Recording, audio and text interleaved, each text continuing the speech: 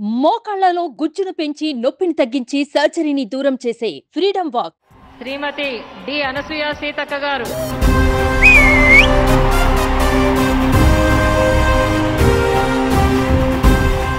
ధనసరి అనసూయ సీతక్క అనే నేను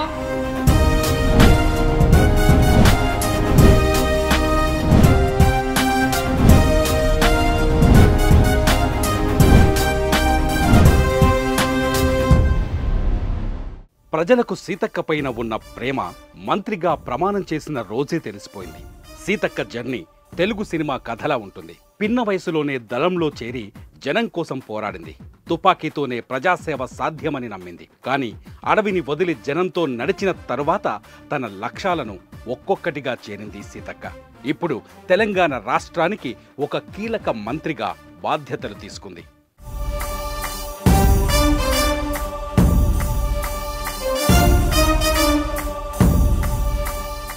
మహిళ రాజకీయాల్లోకి వస్తే సమాజంలో మార్పు స్పష్టంగా కనిపిస్తుందని నిరూపించింది సీతక్క. అందుకే సినిమా స్టార్లకు మించిన పాపులారిటీని సొంతం చేసుకుంది. యమపాశం పట్టుకొని కరోనా మనుషుల్ని వేటాడుతుంటే దాని బారిన పడకుండా గిరిబిడ్డలను కాపాడుకుంది. అన్నం గంపతో అడవుల్లోకి అడుగులు వేసింది. నాడు తుపాకీ మోసిన బాటల్లోనే బువ్వగంప మోసుకుంటూ వెళ్ళింది. ఒక ఎమ్మెల్యే జనం కోసం ఇంత సాహసం చేస్తుందా అని దేశం మొత్తం మాట్లాడుకునేలా చేసింది.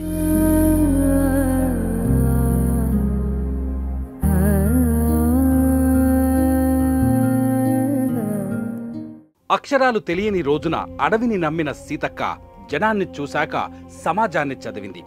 అందుకే ఆమె అంటుంది, తన బాల్యంలో తెలియదు నేను నక్సలైట్ అవుతానని, నక్సలైట్గా ఉన్నప్పుడు తెలియదు నేను లాయర్ అవుతానని, లాయర్గా ఉన్నప్పుడు తెలియదు నేను ఎమ్మెల్యేనవుతానని, ఎమ్మెల్యేగా ఉన్నప్పుడు తెలియదు నేను పిహెచ్డి చదువుతానని.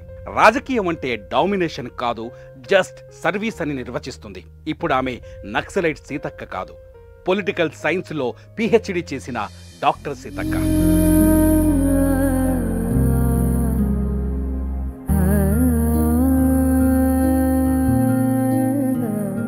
సీఎం రేవంత్ రెడ్డికి ఆమె దేవుడిచ్చిన ఆడపడుచు. 1994లో విప్లవ మార్గాన్ని వదిలిన సీతక్క టీడీపీలో చేరి 2009లో ఎమ్మెల్యేగా గెలిచింది.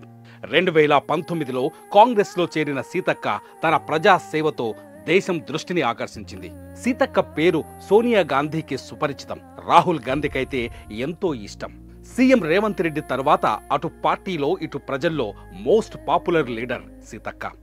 అందుకే మహిళలు రాజకీయాల్లోకి రావాలి అని పిలుపునిస్తున్నారు సీతక్క. అప్పుడే ప్రజాస్వామ్యం బలపడుతుందని, ప్రభుత్వాల్లో అవినీతి అంతం అవుతుందని చెబుతోంది. సీతక్క ఆశయం నెరవేరాలని ఆకాంక్షిద్దాం.